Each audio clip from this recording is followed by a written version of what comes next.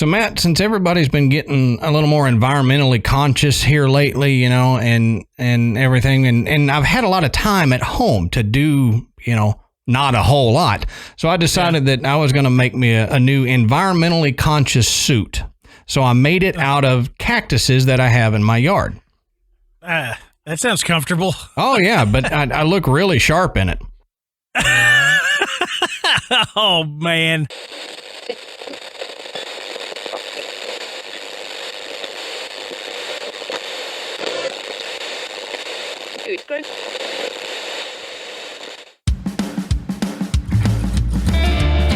Good evening, everybody, and welcome to the graveyard. Thank you for joining us tonight. My name is Adam. And my name's Matt. Now, pull up a tombstone or settle into your casket and get comfortable, because this is Graveyard Tales.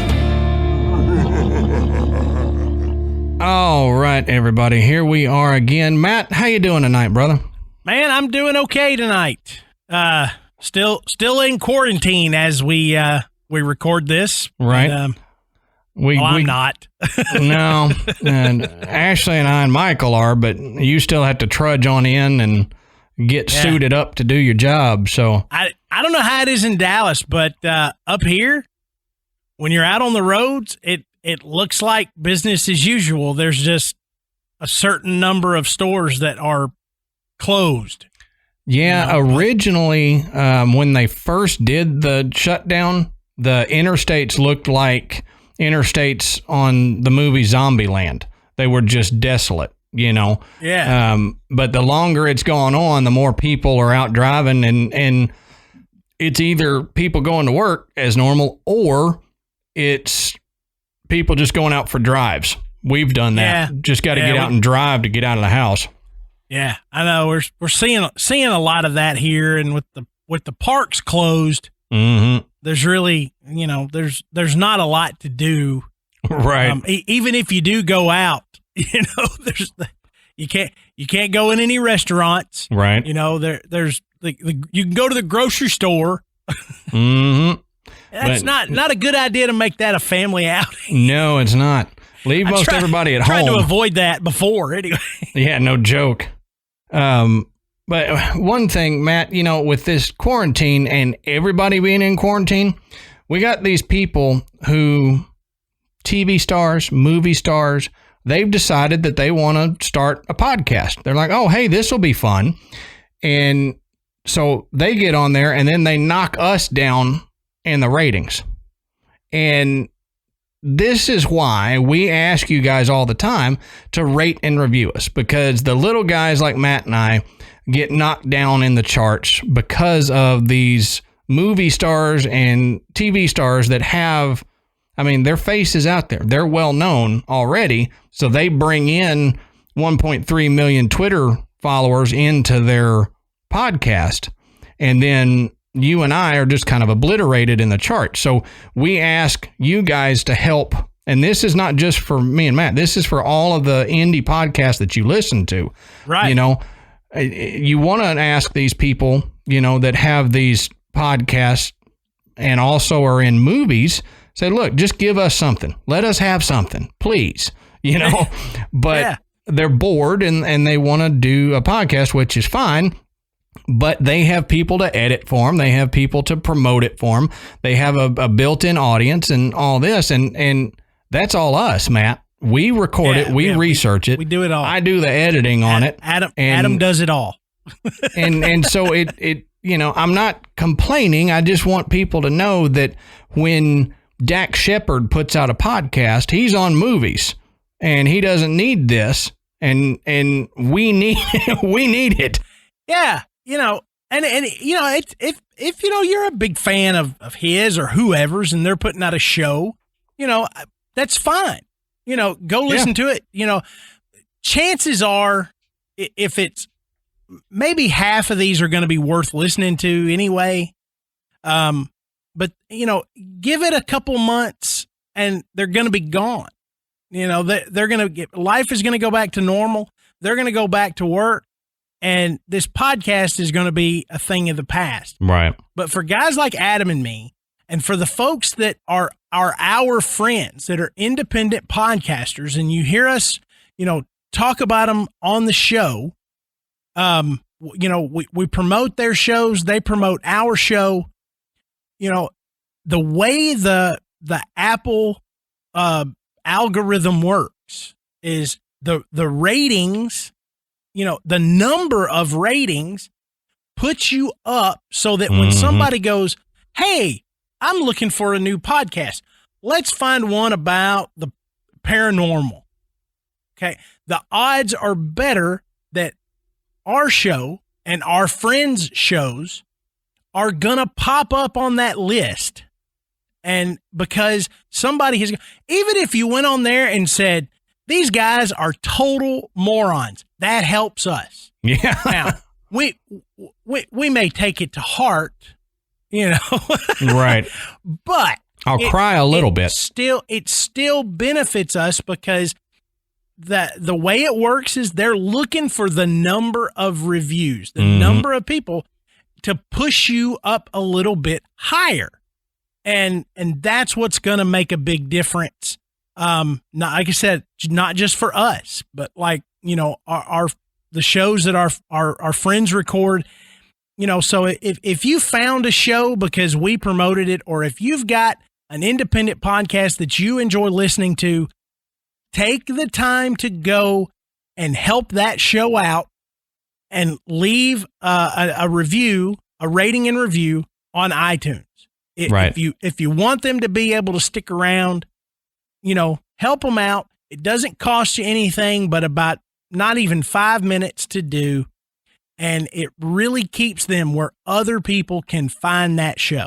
Right. So, and these independent podcasts like us, they put their blood, sweat, and tears into this show, and it takes them a lot more time to produce one episode than it would to do one review. And now more than ever do independent podcasts need your support, because a lot of people listen to podcasts while they're driving to and from work or while they're sitting at their desk at work. Podcast listening has gone down since the quarantine, believe it or not, because people aren't listening to it driving to and from work. So now more than ever, those independent shows that you love, that you listen to on a weekly basis or a bi-monthly basis, they need your support. We need your support. So get out there, all of this whole rant to say, write a review for an independent podcaster, not for Dak Shepard and his people. And I'm only saying Dak Shepard because Ashley loves the Dak Shepard podcast, and I don't have anything against it. I just wanted to bring it up so I could do a little dig at Ashley. So to get off that little soapbox, we wanted to thank tonight's sponsor, Care Of. We'll talk a little bit more about them later on in the show. We also wanted to thank Podbelly Network. Go check out podbelly.com to find other independent podcasts like we were talking about. And to show your support for independent podcasts, go to podbelly.com and check them out. Now, we've rambled enough, Matt. That's right. We're kicking the soapbox to the curb. It's exactly. Time. Get off our soapboxes, and Matt, tell us, what are we talking about tonight, brother? Tonight, we are going to talk about Here Come the Men in Black. But not Will Smith, though. But not Will Smith and not the movie. We're talking about the real Men in Black and what they're all about. And why are they pestering all of these ufologists and researchers and eyewitnesses? And why are they so weird? That's right. That's right. It's almost like they can't fit in for some reason. And it's an interesting topic that I'm sure you've heard people talk about before, but it's usually in line with some other topic that the Men in Black are associated with. Right. So we wanted to kind of let's just talk about the MIB for an episode. That's right. That's right. So we're going to discuss how this came to be. where they came from, how they started, and we're going to talk about some personal experiences that people have had where it was strange enough that they had a UFO sighting or had actually sometimes collected something from a possible UFO landing. Mm-hmm. And then to have these strange men show up and have it wasn't me or Matt. A lot of questions. All right. So Adam, tell us about the Men in Black. All right. So much of what we know about the Men in Black comes from the cases that involve the Mothman. So if you've heard a podcast talking about the Mothman, you have heard about the Men in Black.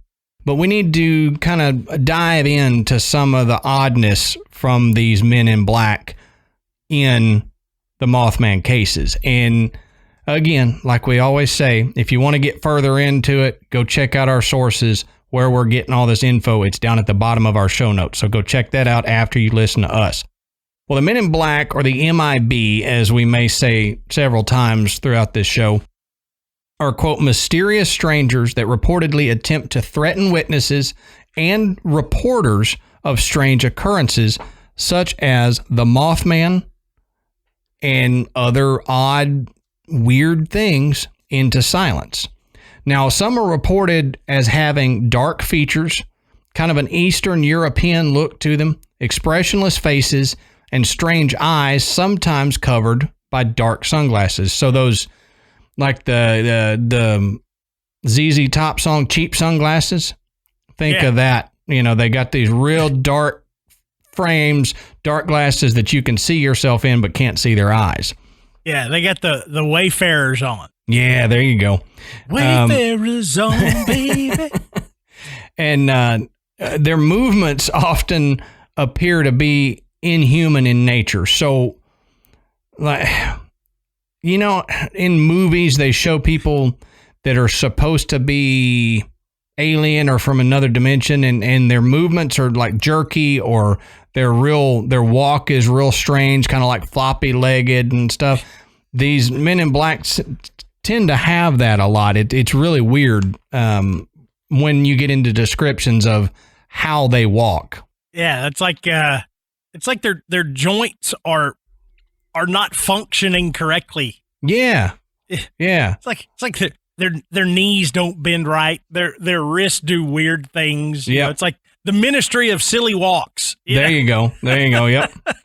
It's like trying to get a flamingo to walk the way we do. You know, their knees are supposed to bend the wrong way, but they're somehow moving them the right way. They're backwards. Yeah. Wouldn't that be weird to watch a backward knee? Which makes me think about that. One of the first memes I ever saw way back in the day was, what would chairs look like if humans' knees bent backwards? And it was just weird shaped chairs and stuff. So interesting to think about, just on a side note. You can go down that rabbit hole after you listen to this. Start looking at memes. Yeah. Yeah. An hour later, you're like, oh my God, what have I done? Yeah, no joke.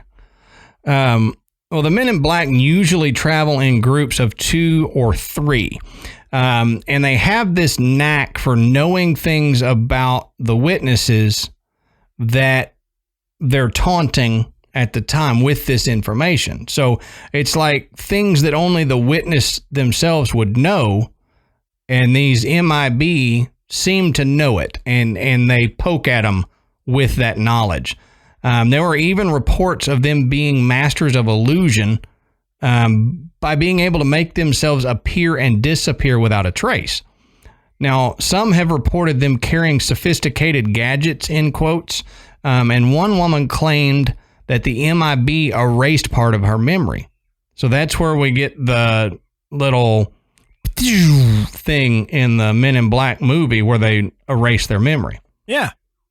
Now, some MIB are even reported to dress in Air Force or military uniforms, but there's always something about these uniforms that's a little bit off, like the insignia being worn in the wrong place or wearing the wrong shoes. So it's stuff that like if you were in the military, and I know this from my grandparents, if you were in the military and any of your little badges or insignia were off, you'd get reamed for it. Mm-hmm. And it's a lot of times it's only something that someone in the military would notice, but it's a big deal, a big signifier that you don't know what you're doing if you do that. Right. Yeah, and I think everybody has seen the old flat foot black loafer type shoe that seems to be affiliated with, G-men. Right, exactly. If they show up wearing Birkenstocks. Yeah, right. Wait a minute. You don't have any fashion sense. Right. Another thing is they sometimes are driving a car that's not standard for a military officer. So just like police officers usually drive a certain vehicle for that department, the military do the same thing. Yeah. They buy a bunch of, Dodge Chargers, and that's what everybody drives. Yeah. Used to be a Crown Vic. Yeah. Yep. Ford LTD roll up, some sedan. Yeah. And, so if they show up in an Audi or a Tesla, something's wrong. Yeah, roll up in a Hyundai. Yeah. And I don't think that's a government issue Hyundai there. It's like lime green or something. Yeah. Wait a minute. They step out looking all important. You're like, look, sir, I can't take you seriously in your lime green Hyundai. But Adam's right though. Spinner rims on this thing. They do try apparently to look like they belong to a government agency. So we're making jokes about the car, but imagine if a police officer came up in, I don't know, say an unmarked car. Mm-hmm. You would have an expectation of what that unmarked car would look like. Typically, it would be a sedan, a 4-door sedan, probably black, dark blue, maybe white. So, something outside of that, but maybe not so far off that it looked like somebody was trying and just missed the mark. Yeah. Same with the logos and insignias or badges or whatever. It's close, and regular people might not even notice. But it's like the old saying, when you see a guy with no eyebrows, and I've said this before, you're like, there's something off about you to make me want to take the next elevator. Yep. And that's kind of what it is. You're like, yeah, they seem legit, but there's something off. Yep, and that's true. And then, a lot of these cases that we will get into have little things like that. It may not be something huge. It may be something very little that throws you off. Well, Mrs. Ralph Butler of Owatonna, Minnesota, said an officer visited her in May of 1967, and he went by the name Richard French. Now, he was about 5'9" tall, and he had an olive complexion with dark, long hair and a very pointed face. His clothing appeared to be brand new. Even the soles of his shoes were clean and unscuffed, and this is a common thread with a lot of these sightings. Perfectly pressed clothes, brand new looking. And when Miss Butler offered him some Jell-O, he tried to drink the Jell-O and acted like he'd never seen it before. Now, two things about that. One, I don't know of anybody who just offers Jell-O when you show up at their house. Wait, okay, tangent time. Yep. Okay, when I was in college, we had a friend whose mom would offer you Jell-O whenever you came. Really? Was her name Butler? Maybe? No. In fact, they were from India, and you'd come by. We'd carpool back to Nashville. Mm-hmm. For the few of us that were from Nashville living in Memphis. And whenever you had to stop by this guy's house, you knew you were going to get offered Jell-O. I like Jell-O, so that's cool. Too. But you took it because you didn't want to be rude, even though, I don't really want any Jell-O right now. Yeah. But you accepted the Jell-O. Absolutely. You never turn down a woman's Jell-O. I mean, being from the South, if you go in a woman's house, I don't know. Maybe it's just a Southern thing. Maybe it's all over. But, most of the time you are offered food, especially if they're family. You go in and, honey, you look like you hadn't been eating. You were just skin and bones. It's like, look, Grandma, I'm 80 pounds overweight. I don't need you to keep feeding me food, but, gonna shove food down you. And even if it's Jell-O, and that's what Miss Ralph Butler did is she got a visitor and she offered him Jell-O, and I guess he thought it was a drink of some sort because he tried to drink it. Now, you work hard enough, you can drink Jell-O. I mean, you got to suck it through your teeth and kind of mush it up a little bit, but you can drink it. You can. I don't know. Remember you used to drink Jell-O water when you were homesick from school? Yep. I just ate a lot of Jell-O water because I couldn't wait for it to solidify. So, wasn't that the best though? You got it before it was completely solidified.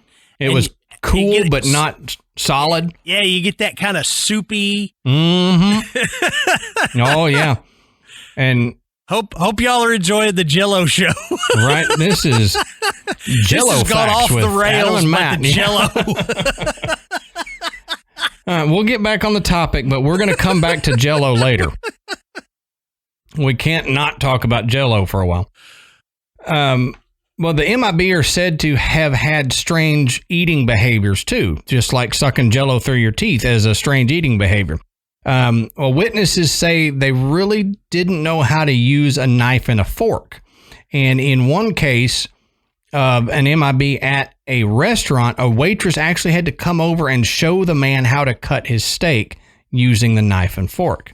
Now, could have been MIB or it could have been really drunk, because I've seen those people in Waffle House early in the morning. Yeah. They forget how to use a knife and fork.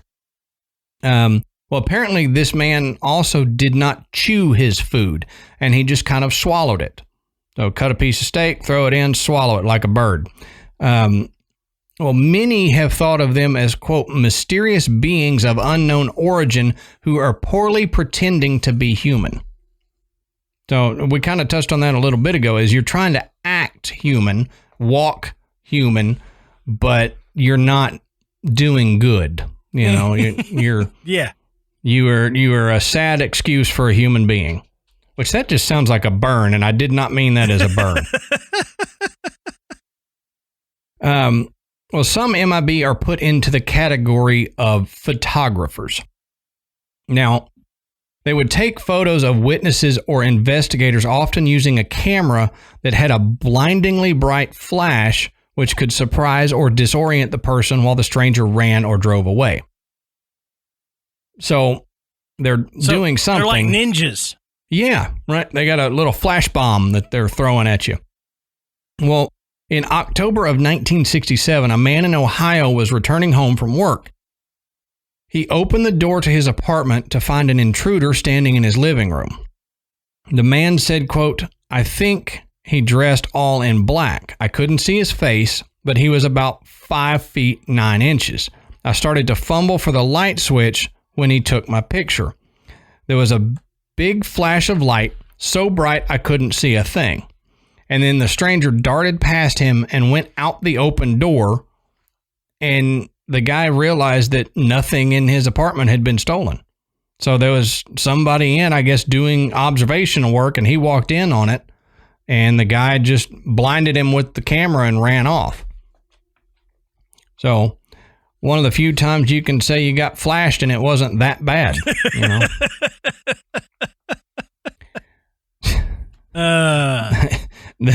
These photographers would also take pictures of houses after the owner had been witness to something strange. So you see a UFO sighting, then these photographers show up and they're taking pictures of your house. Now, they'd apparently pull up in black Cadillacs, take out a big tripod and a heavy camera, set this camera on the tripod and snap a picture of the house. Then put it all back in the car and quickly drive away without ever going up to the door or talking to the person at all. So really weird. You go through all this. Now, I guess, back in the day, you had to have something like that. It's not like you had a camera phone or anything.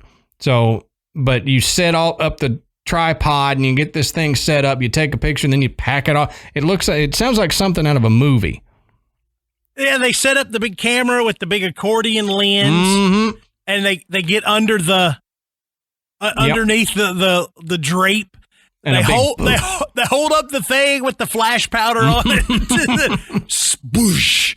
They've got a picture of your house, and then they pack all that. You're watching them for like 15 minutes because it taktakes forever to do something like this. You're going, why? What is going on? This? I don't. Yeah. Because you try that nowadays, you try to snap a picture of somebody's house with your phone and you're driving by, they're like chasing you down the street. Yeah, no joke. People were a lot more trusting back then than they are now. Yeah, absolutely. But, we talked about generalizations of the Men in Black. So we got to get into one of the quote unquote first ever Men in Black sighting. So Matt, why don't you tell us about that one? Yeah, so let's just get into it, and you'll kind of see where this goes. So on June 21st, 1947, a man named Harold Dahl was on a conservation mission on the Puget Sound near the eastern shore of Washington's Maury Island. Now, he was gathering logs when he says he saw 6 donut-shaped obstacles hovering about a half a mile above his boat. Donut-shaped. That's consistent with every story. Donut shape. Every time I've read this particular story, it specifically says donut shaped. So either he was hungry or something. Not saucer, not flattened disc, donut shaped. Yeah. But I mean, that brings up a point that depending on the decade, depending on the time frame, they describe these unknown craft in different ways. For a while it was donut shaped, then it was triangular, then it was saucer, and it depended on the time. So that time frame that we're talking about, it was donut shaped. Yeah. So in my head, here's Harold in a boat looking up, and he goes, "Oh." But he says before long, one of these objects that he saw fell nearly 1,500 feet, followed by raining metallic debris, some of which, Harold says, hit his son Charles on the arm, as well as their dog, who didn't survive this incident. Now, Dahl was able to take some pictures of the aircraft with his camera, which he later showed to his supervisor, a man named Fred Krisman. Now, Krisman was skeptical when he went back and took a look for himself at the scene, and he saw these aircraft with his own eyes. So it wasn't like they were here and they were gone. Dahl was able to go and get Krisman and come back and go, "Hey, look, there they are."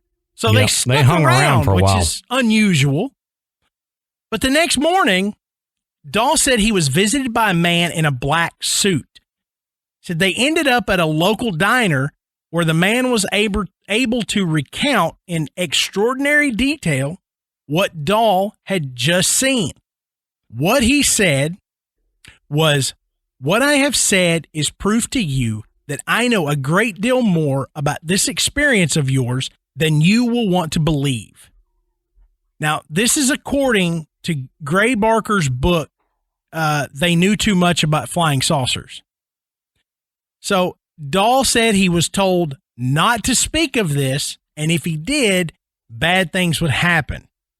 So Dahl and Krisman decided to contact Kenneth Arnold, who was a pilot who had his own UFO sighting just 3 days after the Maury Island incident. Now, interestingly enough, Arnold would be credited with the first reported UFO sighting in the modern era. So the very first report belongs to this man that Dahl and Chrisman contacted. Mm-hmm. Now, as the story goes, Arnold sent 2 Army A-2 intelligence officers to Maury Island to help with the investigation and try to verify Dahl and Chrisman's claims. According to reports, the officers determined that the mysterious metal was aluminum and of really no interest. That's not mysterious. Yeah. However, they did not report this to Arnold as they didn't want to embarrass him. So the officers left the area the next day in a B-25 that caught fire and crashed. So weird. That seems mysterious. Yeah. But that incident didn't really get any big play up. Now it did with, and it has over time, it's gotten a lot more attention from, UFO theorists. But at the time, it didn't seem like a very big deal. Nobody was reporting on it. So eventually, the FBI would determine that Dahl and Chrisman's story was a hoax, and the 2 of them pretty much admitted to it. They said they had hoped the story would gain traction and garner them a little cash. But even if the Maury Island incident didn't happen, it sparked the concept that perhaps there is a secret agency of men in black working to quiet potential UFO exposure. Right. So this is kind of where it all begins. And we included this story because of its significance in being the first really known report of what we would consider the Men in Black, even if it was made up. And so that's going to come up as you hear some of these other experiences. Are people just taking this story and putting it to whatever experience they had? Mm-hmm. Are the descriptions based solely on this original story and they've just been embellished over the years? It's kind of like the Whitley Strieber thing. The description of the aliens, the Close Encounters of the Third Kind. Everybody gets this idea that these aliens have these thin bodies and these large heads and these big almond-shaped eyes that are black. And the next thing you know, there's hundreds and hundreds of reports of these alien beings that look exactly like that. Mm-hmm. So either they're real and that's exactly what they look like, or that's what everybody has in their head. Right. So we're going to get into some of these stories. Chicken or the egg thing. Yeah, we're going to get into these stories so that you guys can be the judge. Which is what we love to do, is make you guys judge, and we won't, we just present the facts. All right, so following the Dahl experience, in 1953, a UFO researcher named Albert Bender claimed to have been visited by 3 mysterious men in black, who he claimed that they frightened him so much that he no longer wanted to investigate UFOs. So we need to talk about Bender a little bit here and find out who Albert Bender was and why it's such a big deal for this thing to make him stop researching UFOs. Now, this is an article from Bridgeport Library about Albert Bender. Now, it says Albert K. Bender was born in Duria, Pennsylvania. I know I pronounced that wrong, but whatever. He was born on June 16th, 1921, and Bender served in the U.S. Army Air Force during World War II from June 8th, 1942 to October 7th, 1943 as a stateside dental technician. Now, after his honorable discharge from active service at Langley Field, Virginia, Bender relocated to Bridgeport with his mother Ellen and stepfather Michael. Now, he lived in the attic and its small connected den of his stepfather's 3-story Broad Street home. Now, at some point when Bender entered his late 20s, Albert adorned his room and everything with collections of, quote, monstrosities. I don't like that term that they use, but I'm reading it. Monstrosities. Yeah, it was fake skulls, shrunken heads, and his own original outsider art. So he sounds a lot like me. Yeah, this is Adam we're discussing.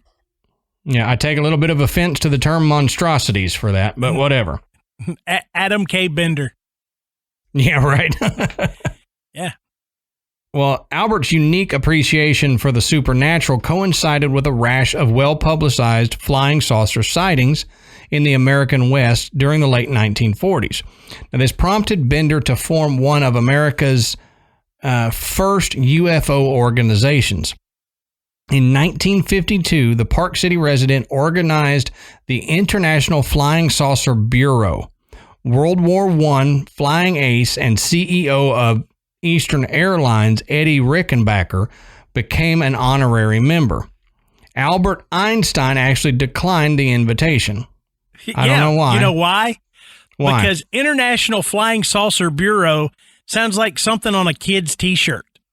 It kind of does, yeah. It's like female body inspector. You know? Yeah, you should have come up with something a little better. But that's what it was. It was the International Flying Saucer Bureau. Now, the Bureau's 600 worldwide members, with Bender as president, were dedicated to furthering the study of these mysterious craft. Its headquarters were located in Albert's home. Now, shortly after its founding, the IFSB reached out to members around the world through a quarterly journal called Space Review. And there may be some people listening out there who actually remember this Space Review journal. I would have loved to have read some of these. Oh, yeah. Of course, nowadays, there's millions of these. Yeah. They're all online. Right. Well, and that's the problem. There's so many of them, and it's so easily accessed. You know, this was something that was, I mean, it took time to produce and to mail out and everything. So, you know, that's why I would like to see one of these. It was one of the originals, and you know, these sightings were fascinating. They just, I mean, I can only imagine. I wish I could get my hands on some of the, at least replications, you know, if not a legit one, I want to see a replica of one of these quarterly journals. I mean, just think, right, for a minute about living in the United States in the late 1940s and early 50s and this going on. Because, I mean, this was the boom. This was right on the cusp of the UFO boom, and you've got folks out putting, you know, all their time and effort into these handmade journals and documents, and there was no Google. They were having to write letters through the mail to correspond with other members and eyewitnesses and long distance phone calls. I mean, they weren't, you know, you could make a long distance phone call and it'd be like 3 minutes. And then, you know, I'm sure his stepfather's like, Albert, get off the phone. You're costing me money. You know, right. And so that this really was an amazing time. This was boots on the ground. To be into UFOs. Yeah. I mean, it was so new and so unusual that, I mean, it would have been amazing to be a part of something like that. And I say that because I know how it is now. Mm-hmm. And to think back how cool it would have been. But just imagine if you didn't know what you know now. You weren't inundated with it, right? You know, online and in movies and on television. That it was just, it was amazing. to be living Matt through and this. I would have been a part of this. We would have found a way if we lived at that time. We would have been a part of the IFSB just for this, and I would have signed up to be one of the boots on the ground researchers. That just that to me that's even now when you get a researcher that's doing boots on the ground research. That just amazes me when they go to these places and they investigate and they interview witnesses and everything. That's all this was. You couldn't do a Zoom meeting with these people and, or send them an email or whatever. You had to go talk to them or write them a letter. And it was amazing. Well, this newsletter shared stories of UFO sightings and offered theories about the origins of these seemingly inexplicable objects. Well, no sooner had Bender commenced the IFSB than odd occurrences started plaguing him in Bridgeport. He ended up having ill health, getting strange phone calls, and telepathic messages that hounded the researcher. So he was getting telepathic messages all the time. Now, these events coincidentally mirrored an outbreak of UFO sightings over southern Connecticut. In addition, Albert felt as if he was being watched. November 1952, at a local movie theater, Bender realized a strange man with glowing eyes observing him. And while walking home along Main Street, Albert was shadowed. Now, on a separate occasion, late one night on Broad Street, Bender reported he was telepathically hypnotized and levitated. But the worst phenomena was the sickening odor that filled his attic room. The stench of burning sulfur. So, we've talked about it before, and I want to get into it at another time, but the smells that are associated with different phenomena. Mm-hmm. And, sulfur is a big one, but we always place sulfur as something evil. Yeah. If you smell sulfur. Yeah. Yeah. So, we don't normally think of it as UFO, but we do think of it as paranormal. And he was experiencing a lot of paranormal stuff, not just UFO-related stuff. Now, sequestered in his Broad Street home, Albert blended his UFO research with mental telepathy. To further his experiments, Bender prompted readers of Space Review with an audacious request. Memorize and silently recite on a particular day and time a form letter penned by Bender. Now, Albert's goal was to connect with alien life via the simultaneous thought projections of hundreds of IFSB members. World Contact Day, or as Bender and the IFSB officially preferred, C-Day, would commence at 6 o'clock in the evening on March 15th, 1953. Now, the noble telepathic message opened with, quote, calling occupants of interplanetary craft. Calling occupants of interplanetary craft that have been observing our planet Earth. We of IFSB wish to make contact with you. We are your friends. Now, Bender's message did not go over too well. His rooms continued to fill with the smell of sulfur, and he was telepathically ordered to cease delving into matters that were not of his concern. Well, a yellow mist gathered in his attic around that same time. Well, undeterred, Bender announced that the July issue of Space Review would hold a, quote, startling revelation, but it never appeared in print. Let's get into why it never appeared in print. In July 1953, Albert Bender was visited at his home by 3 men. Bender stated, quote, all of them were dressed in black clothes. They looked like clergymen, but wore hats similar to the Homburg style. Now, the Homburg style is Winston Churchill style hat. Mm-hmm. If you remember the hat, Winston Churchill, that's the kind of hats that they were wearing.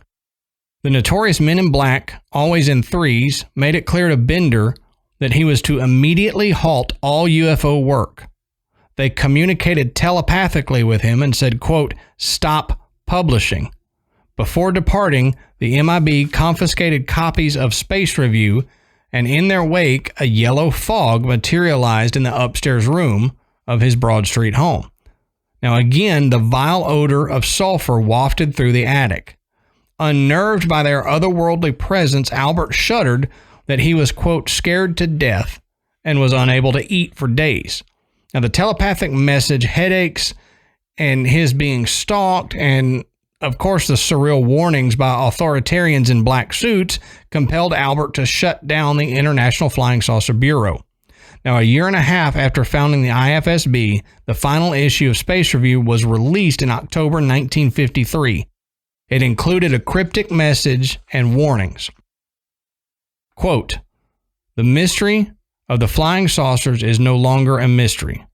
The source is already known, but any information about this is being withheld by orders from a higher source. We would like to print the full story in Space Review, but because of the nature of the information, we have been advised in the negative. We advise those engaged in saucer work to be very cautious." End quote. Now, in 1956, fellow IFSB member Gray Barker penned the book They Knew Too Much About Flying Saucers that Matt talked about earlier. In these pages, Barker detailed Albert's Bridgeport experiences and introduced the world to the evocatively menacing phrase "Men in Black," a decade after his own brush with aliens. Bender chronicled his strange personal story in a bizarre expose entitled "Flying Saucers and the Three Men." Albert stressed how the dark-suited visitors were mind-manipulating silencers. Abandoning his forays into the supernatural and UFO research, Albert Bender departed Bridgeport and relocated to California 3 years after publishing his autobiography. Bender passed away at the age of 94 on March 29th, 2016. So that was weird. Oh yeah, that's way weird. I'm glad to see that he lived to 94 though. Yeah. You know, he didn't have some weird, untimely demise. Right. And, you know, that article I thought summed up everything, because I was looking into Bender and I was like, man, we could do a whole episode on just Albert Bender and his, you know, IFSB and his life and all that. And maybe we can and will. But that article did a great job of summing it up into something that we could talk about in the episode. And, you know, the thing is, Albert Bender was not the only person to have experiences like that, and he wasn't the last person to have experiences like that. Right. And there were so many more, and we're going to talk about a few of them. And this one is really unique because not only did this couple in this story feel like they were being stalked and watched, they actually managed to get a photograph. Okay. Which is crazy. And this is probably the most well-known, but definitely the earliest image of a man in black taken in 1968 in Jersey City, where a UFO researcher named Jack Robinson lived with his wife, Mary. The couple began to notice something strange going on when they would come home to find that their house seemed to have been searched or rummaged through. And they even say it looked like it had been ransacked at times. That would be unnerving. Yes. But they said especially their files on the UFO phenomena. Although there was never any sign of forced entry or burglary. So it was almost like somebody had a key or had a way to get in that they didn't have to break in. Right. Now, shortly after this, Mary claimed that she began to notice an odd stranger dressed in all black and wearing sunglasses hanging around the area of their apartment.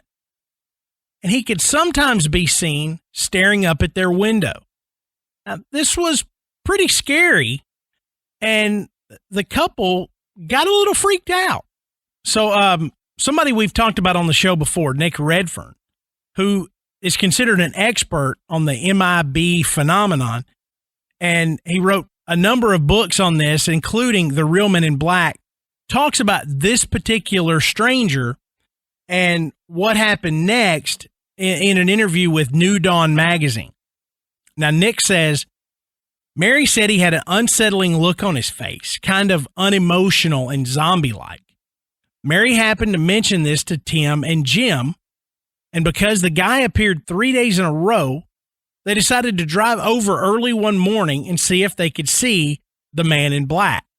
Sure enough, he was there, staring ahead with the black sunglasses, long black coat, and enigmatic stare. So Beckley allegedly came by one day when the man was prowling about and managed to capture a photograph of him before he managed to get away. Now, I've looked at the picture, and I would say inconclusive is the least you could say about this photograph. But it is believed to be one of the first and clearest photos of the alleged men in black. And when you look at you got to remember, this is 1968. Yeah. So it's an odd looking photograph. To me, it looks like an album cover. Like if you wrote Led Zeppelin across the top of it, I'd totally believe it. Right. This is a Led Zeppelin album I didn't know existed. But it is a strange photograph, and I mean there's a man in the picture, and he's just kind of standing there, and he's dressed in black, and he's got on a hat. He's not wearing sunglasses that I remember, but either way, the whole idea of somebody like this kind of just lingering around, and every time you turn around, he seems to be there, sometimes even looking up at your apartment. And you add all of that to the fact that it seemed like their apartment was getting routinely ransacked. That'd be too much, man. That'd be, I get kind of freaked out when I come home and I knew I was the last one that left, and I'm the first one back home, and something's sitting out. Yeah. Did I leave this out?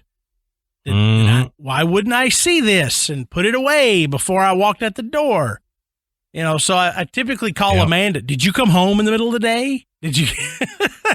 Yeah, right. It's free. So imagine you walk in and it looks like, God dang, somebody's been in my house looking for something. All your drawers pulled out and stuff tipped over, and so that would be enough to creep you out. And so the backstory makes the photo a little more creepy. Right. When you just go and Google it, you'll see 100 images of it. It's pretty famous. Just Google the Tim Green Beckley photo, and this is the one you're going to get. Yeah. Now, this next encounter was reported by Robert Richardson in 1967. Isn't it curious how these things are all kind of happening in a big bulk of time? We're looking at all these reports, and they're from, the 67, 68, all these, right in this same little time frame, all during this UFO boom.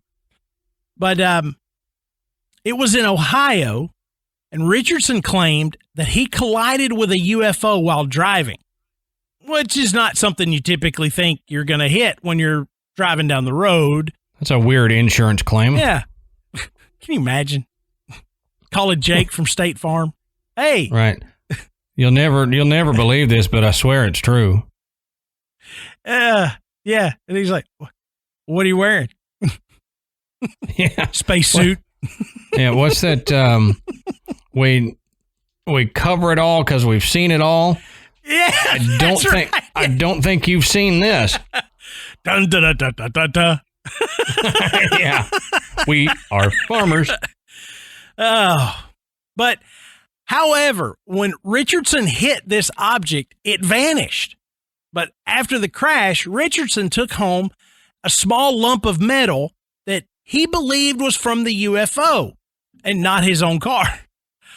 Only a week later, Richardson said he was visited by two men in black suits who asked for the piece of metal he had collected from the scene of the crash. When Richardson told them he had already given the piece of metal to the authorities for testing, he said that they threatened his wife. He never heard from the men again after that, and he had no idea how they could have known about the piece of metal. So that's weird. And that's a common thread with the Men in Black, is that they know details about either your experience that maybe you have not shared, but yet they seem to know. And that goes along with Dahl's story, where they were telling him, supposedly, now you know that we know a lot more than you think we should. Right. That's like a government line, We know what's going on. And it's very unnerving. Yeah. I mean, even if they don't, just to say something like that to somebody and produce a little bit of evidence that you might will unnerve people to no end. So it's a good tactic to use if you're out to scare somebody. Especially to say it to look for a reaction. Right. I'm gonna drop this right here, and I'm gonna see how this person reacts to it. Mm-hmm. So, Richardson said he did not tell anybody about this other than who he gave the medal to. And next thing you know, these people are showing up. So either the person he gave the medal to, if he really did, ratted him out, or these guys knew something more than they should have. Right. Now, these encounters get stranger and stranger. In 1976, Dr. Herbert Hopkins, a doctor who was studying a UFO incident, had an encounter with the Men in Black, and Hopkins received a phone call from a man who identified himself as a representative of a New Jersey UFO organization. The man asked Hopkins if he was alone and available to discuss his research. Hopkins agreed to talk with him, and by the time they finished discussing what Hopkins had found, the man from the phone call was walking up his stairs to his door. Oh, great. Now, that's a neat trick without a cell phone. Hopkins' description of the man who appeared at his door is perhaps the most unsettling of any reported MIB sighting. He said the man wore a neatly tailored black suit, was bald with no eyebrows or eyelashes, and had smooth, dead white plastic skin and ruby red lips. Now, Hopkins claimed that the MIB took out a coin and told him to watch it. As he watched it, it started to develop a silver color instead of copper. And then the silver became bluish, and the penny was beginning to get really fuzzy, out of focus or blurred. And then it was simply gone. He said it was like it dematerialized. Hopkins said after that, the man ordered him to destroy his UFO research. And that, again, that brings up another common thread with the Men in Black, is this threatening behavior. Right. Stop what you're doing or else. And they do something to prove it to you right before they say something like that. Yeah. They do like the coin or some type of tactic to let you know they're powerful in some way. Exactly. And it's intimidation. What can we do that would frighten you enough to stop looking into this stuff? I mean, it's like those stories that you hear in movies or old radio dramas where, hey, you need to leave well enough alone, see? Quit asking so many questions. That kind of stuff. We don't want to have to play rough with you, see? Right. And then, pretty much. And, they punch the guy in the gut and they walk away. And the guy's like, oh, my God, what am I going to do? I better stop, see? Yeah, it's the same thing. Do you like it? I'm using the James Cagney. Right. Yeah, copper, see? You'll never take me alive. Now, this one I really liked. I loved this. The next encounter happened pretty recently, and to somebody that you probably all know, Dan Aykroyd. Me. Yeah. Oh, no, not me. Look, if the men in black come walking up my sidewalk, I got something. Yeah, right. I got something for them. Yeah. They don't do that in the South much. Yeah, they get down to Ohio and they're like, we're not going any further. Yeah, right. But in January of 2002, Dan Aykroyd sold a series to the Sci-Fi Channel called Out There, which would break serious ground revolving around topics like UFOs, crop circles, and alien abductions. And if you've seen anything on Dan Aykroyd in the last 20 years, he is a big UFO enthusiast, researcher. Yeah. He does talks about it. And Dan Aykroyd is a pretty interesting guy. He's an authority on motorcycles, vodka, all kinds of things. So you just kind of tack UFOs onto the list. And when you hear him talk, he's so passionate about it. You really get sucked in. You want to believe it. Mm-hmm. And if anybody knows him, tell him he needs to make a guest appearance on Graveyard Tales. That's exactly right. We would love to talk to him.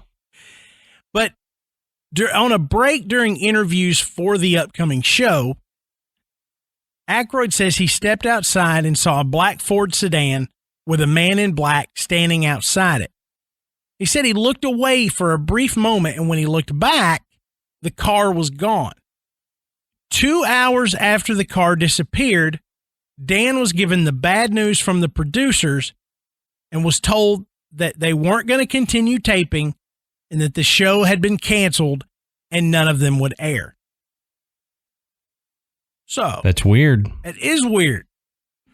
And you want to believe somebody like Dan Aykroyd. And, sure. And I've never seen an episode of Out There. Sounds like a show that I would probably enjoy. Absolutely. And you especially want to believe him when it was a show that he was wanting to produce and had already gotten into it. He'd put, invested time and money and everything into this show to get it produced, only to be told that it was going to have to stop. It's not like he would just go, oh, yeah, I want to stop this. Yeah. It's something, especially coming from Dan Aykroyd, that show would have taken off. So these people had to have been forced into shutting it down despite the revenue that it was going to bring. Yeah. Because it would have done well. Yeah. So it's not like they just went, oh, no, we don't know who Dan Aykroyd is. We don't want to take the risk on this show. They knew it was going to be a hit. Yeah. And so especially what made them shut it down? This is right in Sci-Fi's wheelhouse. Sure. Yeah. 2002, I guess they were probably still up and coming. I don't know how long Sci-Fi's been around, but I'm not sure. If we're talking about 2002, it had to be it had to be still in its early existence. It would have been a groundbreaking show for them at the time. Yeah, to have a celebrity as well known as Dan Aykroyd producing a show that absolutely 100% fits what their programming would have been then.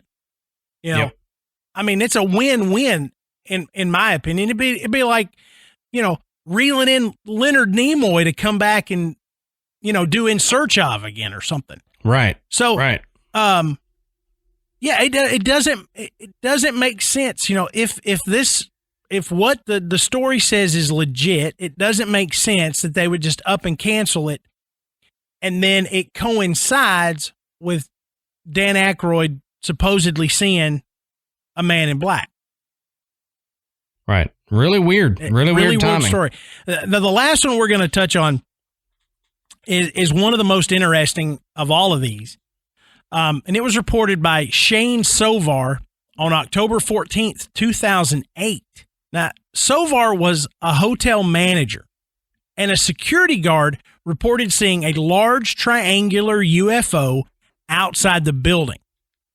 A group called the Aerial Phenomenon Investigations Team, the APIT. They looked into it.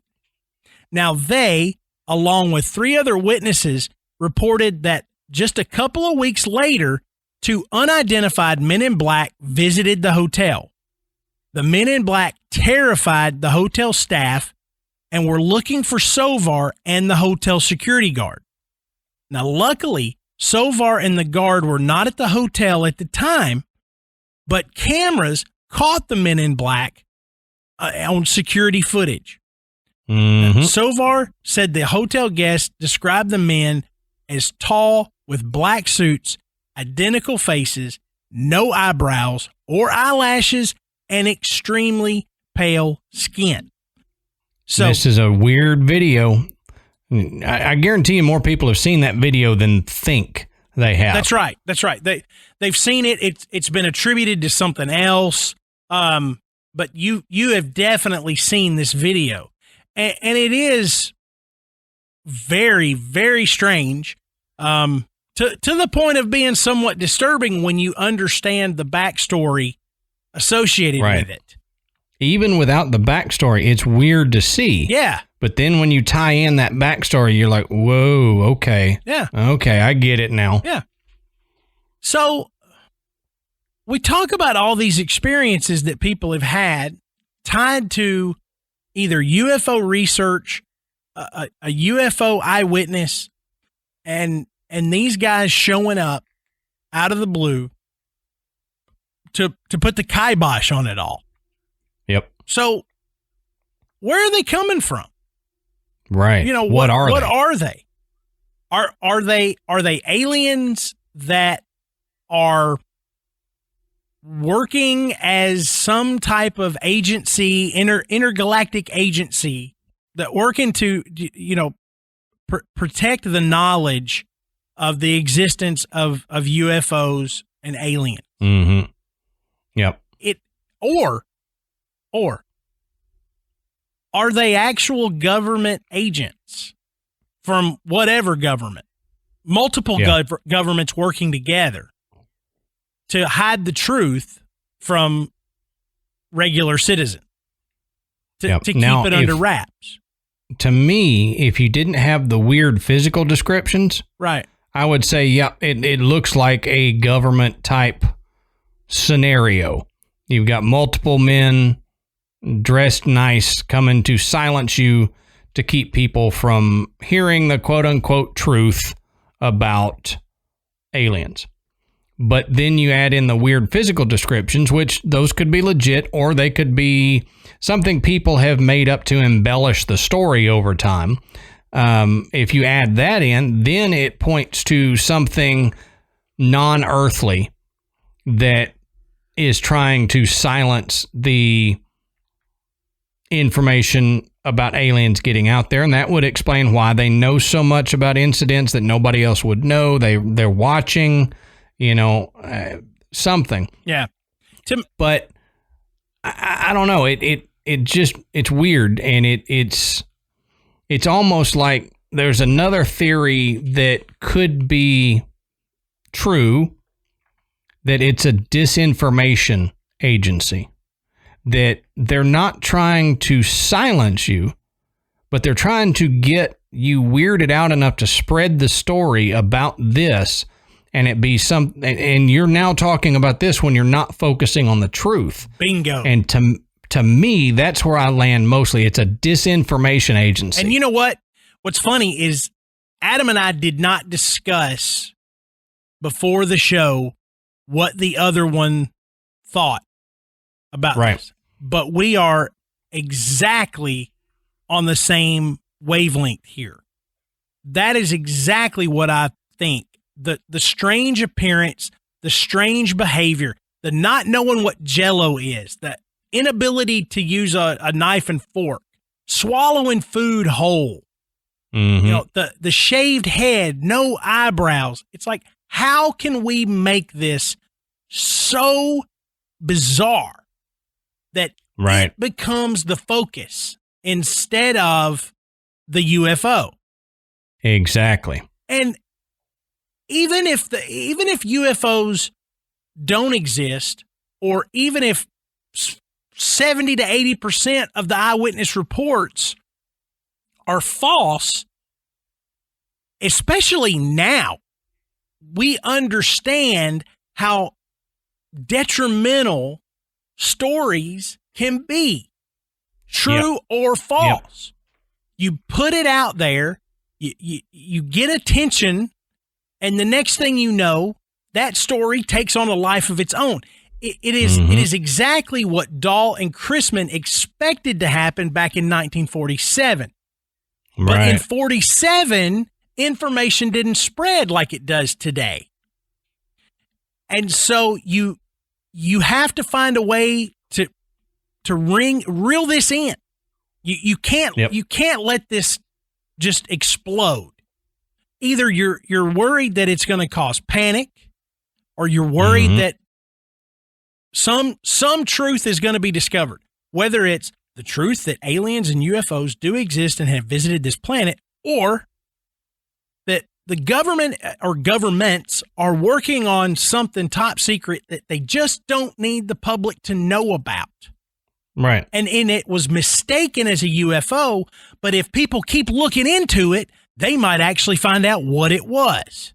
And we can't have that. So we send these weirdos all dolled up and perpetuate this idea that there is some alien or intergalactic agency that's going to come and convince you that you need to stop what you're doing. Yep. And if you think about it, back in that time, you were going out on a limb anyway to say that you had seen a UFO, but then it started getting into the public consciousness that there might be that. So, what is the best way to discredit someone's story? It's to make them sound crazy. Right. To make them unbelievable to anybody. Yeah. So, you get somebody that's telling these stories about, I've got this pale, weird-looking guy who tried to drink his steak through a straw, and he was shaking, and he told me he knew everything about my life and that I better not say anything. People are going to go, look, dude, you crazy. You have lost your damn mind. Yeah. And that's the best way to make sure people don't take them seriously. Yeah. And Adam, I don't think that, I think we have to at least touch on this because everybody's going to be expecting it. When we talk about the movies, the Men in Black movies, which are loosely based on the Men in Black comics. So a lot of people didn't realize that the Men in Black movies were based on a comic book because there was only 7 years between the first published issue of the comic book and the release of the Men in Black movie. If you weren't already into comic books, the likelihood that you're going to know about an essentially brand new one was probably pretty small, especially for a big blockbuster movie that everybody went to see because it had 2 huge stars at the time in it. Yeah. And look, I love the movie. Me too. But it does not encompass, essentially what we're talking about. Tommy Lee Jones and Will Smith, they're not threatening anybody. They're not trying to convince people that they should stop what they're doing. They were twofold. One, protecting the planet from invading aliens, but also keeping the secret that not only were we possibly under threat of alien attack, we lived with them. They lived among us, which, is cool. And who knows, that might very well be what the real Men in Black do. But never know. But they want people to quit looking into it. Let it go. Yep. They don't want any more research. They don't want any more interviews and investigations. They want you to just stop. And the movie was, a campy take on it. Good movie, but different than what we're really talking about with these personal experiences and stories. And so that brings us to the point in our show where we ask you guys, what do you think the men in black were, are, will be, all those things, do you think they were a government agency? Do you think they're aliens? Do you think they're a government agency that is a disinformation branch, like Matt and I think they were, to totally discredit a witness? Or do you think they were something else? And let us know. Hit us up. Either email, go to the website and drop us a note that way, or hit us up on all sorts of social media where we're at. Yeah. And this was a fun one because I'm sure there's a lot of people that didn't realize that the Men in Black had such an ominous origin. Mm-hmm. But it is a more modern thing from, 1947 to the modern day. What do you think? You think it's something just totally made up? Let us know. As Adam said, we're on Facebook, Twitter, and Instagram. You can get in our Facebook group where we see discussions like this every single day. And you can check out our website. It's graveyardpodcast.com. And on the website, you can purchase some pretty cool Graveyard Tales merchandise. You can listen to the show, and you can become a patron. And we always want to thank those that have donated to the show because it really, yes, thank you, really allows Adam and I to keep pushing out content for you guys. And I think that's about it for the Men in Black. So until next time, we'll save you a seat in the graveyard. See you soon.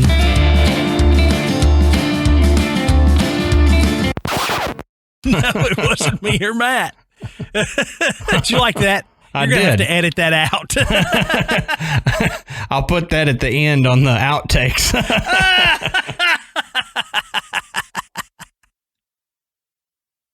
See, you do that stuff, and my thought process is already like 3 sentences ahead, and I just repeat it.